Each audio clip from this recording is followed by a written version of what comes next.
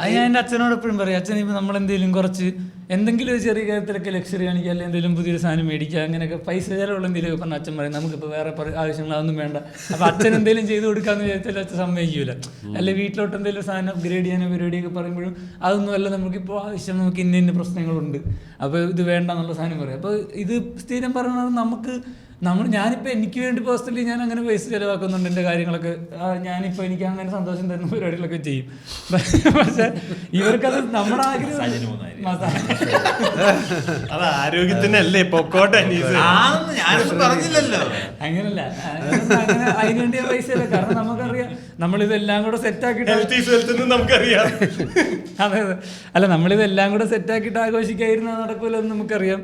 അപ്പൊ അതതിനെ ഞാൻ ആ ഒരു മൂഡിലാണ് എടുക്കുന്നത്. പക്ഷെ അച്ഛന് ആ സാധനത്തിലോട്ട് എത്തുന്നില്ലായിരുന്നു. അമ്മ ഞാൻ ഈ പറഞ്ഞ പോലെ അച്ഛനോട് അത് ഞാൻ അങ്ങോട്ട് പറയാം, അച്ഛനെ കൂടെ കൊണ്ടുപോയിരുന്നു.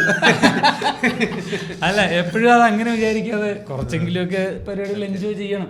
നമ്മൾ അൾട്ടിമേറ്റ്ലി നമ്മൾ വിചാരിക്കുന്നത് ഇവർക്ക് കുറച്ച് നാളൊന്ന് ഹാപ്പി ആയിട്ട് ഇവരൊന്ന് സെറ്റാക്കി ഇവർക്ക് കുറച്ച് സന്തോഷമൊക്കെ കൊടുക്കണം. കാരണം ഇത്രയും നാളുള്ള സ്ട്രഗിളൊക്കെ നമ്മളും കണ്ടിട്ടുള്ളതാണല്ലോ. അപ്പൊ അതിന് അച്ഛൻ സമ്മതിക്കണല്ലോ. എന്റെ അച്ഛൻ ഈ പറഞ്ഞത് നിന്റെ പോലെ ആള് ലക്ഷറി ഇപ്പൊ വേണം അങ്ങനത്തെ മൈൻഡ് സെറ്റ്.